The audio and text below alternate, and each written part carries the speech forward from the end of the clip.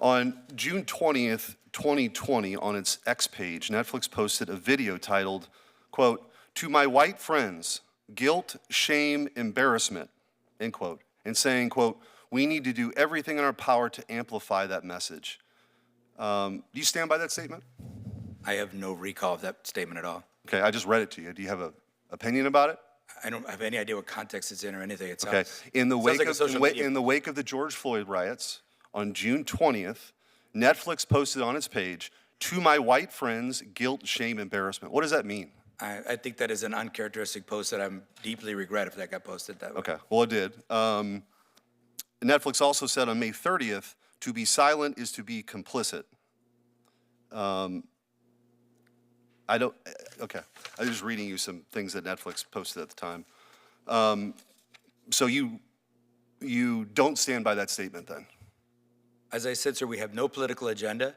Posting something like that would be quite political, but Right, I would agree. Yes. I would agree with you there. And I would say, I hope that wouldn't happen again. Okay. Netflix also said on June 10th, 2020, that to implement the BLM, the Black Lives Matter agenda, Netflix understood, quote, "that our commitment to true systemic change will take time." Do you still think that takes time? Are you still actively engaged in this effort? Again, sir, we're not engaged in political efforts like that. Okay. Any longer? You're not, you were, but you're not now?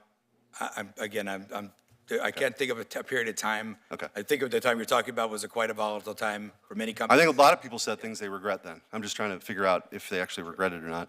I'm not going to get into your quotes on DEI, but it seems that both you and Netflix both have made a habit of promoting DEI and wokeness.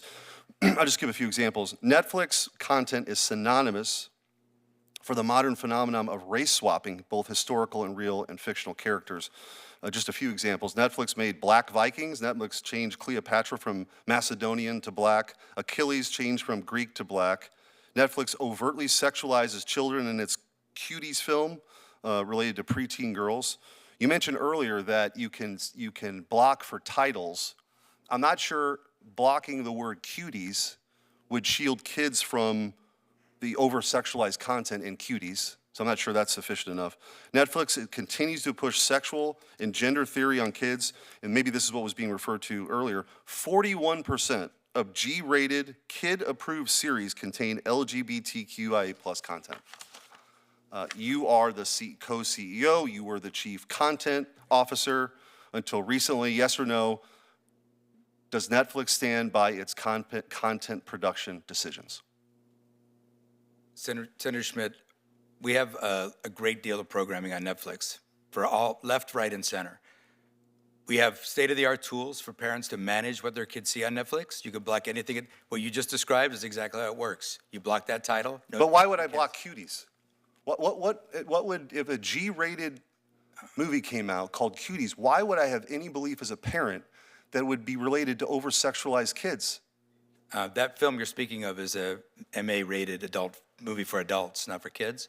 And the larger point, sir, is that of all the American values that we all share, and I understand parenthood is hard, I understand it's a difficult world that we all navigate, but the one we value a lot is the First Amendment. A lot of that is freedom of speech. And, I get it. What I want to do is give creators a place to tell their stories and parents a place to control. I have no problem with a wide variety of content. That's not the issue. This is America.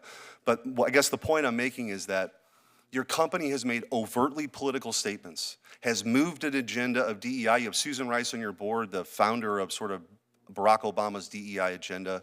99% of your employees contribute to Democrats to the tune of hundreds of millions of dollars. Your content's over-sexualized for kids. You're engaged in this very woke programming, overwhelmingly. You do have some other options, but overwhelmingly. So the question before this committee, and you come before Congress, why in the world would we give a seal of approval or a thumbs up to make you the largest behemoth on the planet related to content?